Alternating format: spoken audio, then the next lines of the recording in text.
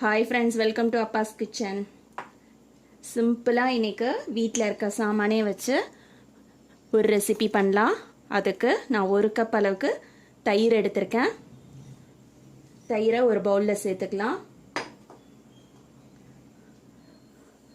அது கூடவே 1 கப் அளவுக்கு சீனி சேர்த்துருக்கேன். தயிரையும் சீனியையும் நல்லா மிக்ஸ் பண்ணிக்கலாம்.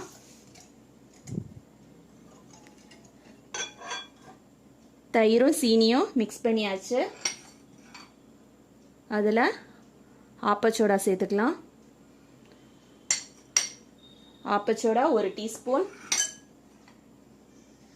பேக்கிங் பவுடர் 2 டீஸ்பூன் சேர்த்துருக்கேன்.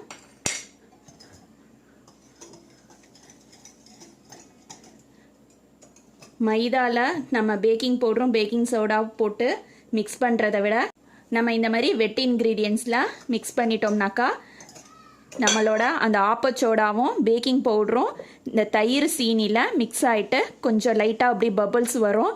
அந்த மாதிரி வந்துச்சுன்னா நமக்கு வந்து கேக் வந்து நல்லா சாஃப்டாக இருக்கும். தயிர் சீனியில் நம்ம பேக்கிங் சோடாவும் பேக்கிங் பவுடரும் சேர்ந்ததுக்கப்புறமா இங்கே பாருங்கள், அப்படி நொற மாதிரி வந்துடும். நம்ம மைதாவில் பேக்கிங் பவுடர் பேக்கிங் சோடா சேர்க்குறத விட இந்த மாதிரி தயிரில் சீனியில் நம்ம பேக்கிங் பவுடர் பேக்கிங் சோடா சேர்க்கும்போது கேக் வந்து நல்லா சாஃப்டாக வரும். நான் 1.5 கப் அளவுக்கு மைதா எடுத்திருக்கேன். மைதா சேர்த்துக்கலாம். மைதா சேர்த்ததுக்கப்புறமா 1/2 கப் அளவுக்கு எண்ணெய் சேர்த்துக்கிறேன். நம்ம தயிரோட எண்ணெயோ வெண்ணெயோ சேர்க்குறத விட மைதா சேர்த்ததுக்கு அப்புறமா நம்ம வந்து எண்ணெய் இல்லைன்னா வெண்ணெய் எது சேர்க்குறாந்தாலும் சேர்க்கணும். 1 டீஸ்பூன் வெனிலா எசன்ஸ் சேர்த்துக்கிறேன்.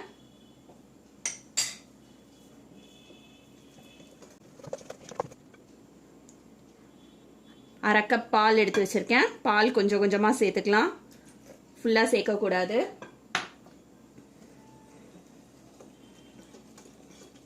பால் வந்து காய்ச்சின பால் தான் சேர்க்கணும் அப்படிங்கிற இதெல்லாம் இல்லை. காய்ச்சாத பால் கூட நம்ம சேர்த்துக்கலாம். சூடான பால் மட்டும் சேர்த்துடக்கூடாது. சூடான பால் சேர்த்துட்டாக்கா மைதா மாவு வெந்துடும், கேக்கு சாஃப்டாக வராது. பால் சேர்த்து மிக்ஸ் பண்ணிட்டேன். கொஞ்சோண்டு பால் வந்து வச்சிருக்கேன். 1 டீஸ்பூன் அளவுக்கு வினிகர் சேர்க்கணும். வினிகர் சேர்த்துட்டு நல்லா மிக்ஸ் பண்ணிவிட்டு ஒரு 2 to 3 மினிட்ஸ் வந்து நம்ம அது கேக் மாவுக்கு ரெஸ்ட் கொடுக்கணும். வினிகர் சேர்த்து ஒரு 3 மினிட்ஸ் ரெஸ்ட் கொடுத்துட்டோம். இப்போ நான் வந்து இந்த மாவுலேருந்து கொஞ்சத்தை வேற ஒரு பாத்திரத்துக்கு மாற்ற போகிறேன்.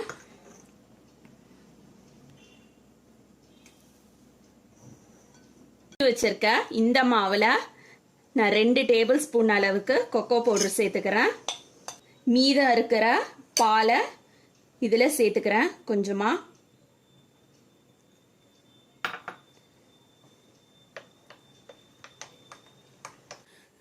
நாம் இன்னைக்கு அடுப்பில் தான் கேக் வந்து பண்ண போகிறோம்.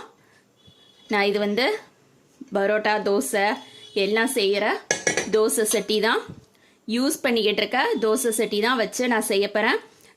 நம்ம வீட்டில் யூஸ் பண்ணாத சட்டியை இந்த மாதிரி கேக் பேக் பண்ணுறதுக்கு, பிரியாணிக்கு தம் போடுறது, அதே மாதிரி கேக் வந்து பேக் பண்ணுறது எல்லாமே பண்ணுவேன். நம்ம வந்து தோசை சட்டி வந்து இந்த மாதிரி யூஸ் பண்ணும்போது சட்டி வந்து ரொம்ப ட்ரை ஆகிடும்.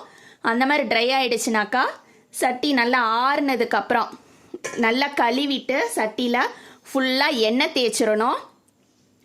எண்ணெயை தேய்ச்சி ஒரு 2 நாளைக்கு அந்த சட்டியை வந்து நம்ம யூஸ் பண்ணக்கூடாது. அதுக்கப்புறமா நம்ம வந்து சப்பாத்தி செய்கிறது, பரோட்டா செய்கிறது, தோசை செய்கிறது எது வேணாலும் செய்யலாம். தோசை சட்டி நல்லாவே வரும். இதுதான் நான் எப்போதுமே ஃபாலோ பண்ணிகிட்டு இருக்கிறது. நான் இன்னைக்கு இதில் தான் செய்ய போகிறேன். சட்டியை சூடு பண்ணிக்கலாம். இன்னைக்கு பணியாரக்கல்லில் தான் நம்ம வந்து கேக் செய்ய போகிறோம். பணியாரக்கல்லை நல்லா கழுவிட்டு தொடச்சிட்டு இதில் கொஞ்சமாக எண்ணெய் சேர்த்து ப்ரஷ் பண்ணிக்கலாம். எண்ணெய் தடவியாச்சு. ஃபஸ்ட்டு ஒயிட் கலர் மாவில் கொஞ்சமாக எல்லாத்துலேயும் ஊற்றலாம். நிறைய ஊற்ற வேண்டாம், கொஞ்சம் கொஞ்சோன்னு ஊற்றுவோம்.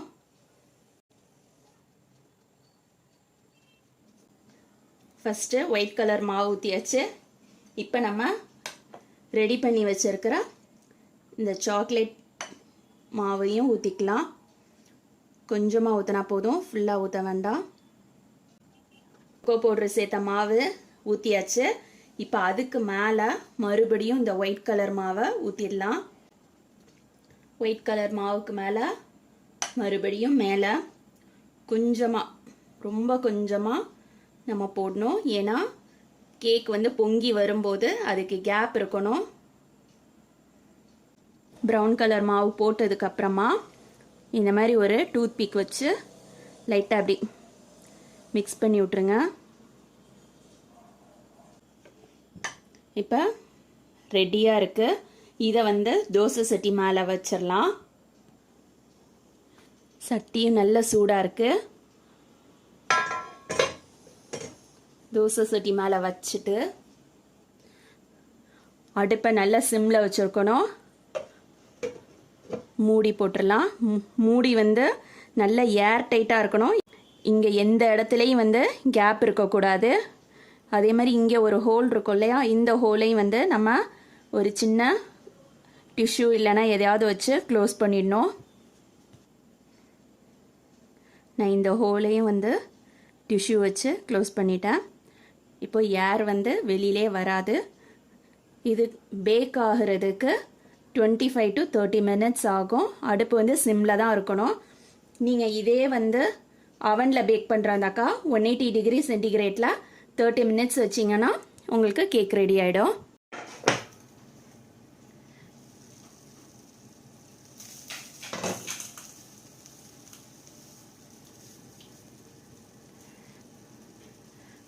வெந்துருச்சு. இப்போ இது எல்லாத்தையும் நம்ம பிளேட்டுக்கு மாற்றிடலாம்.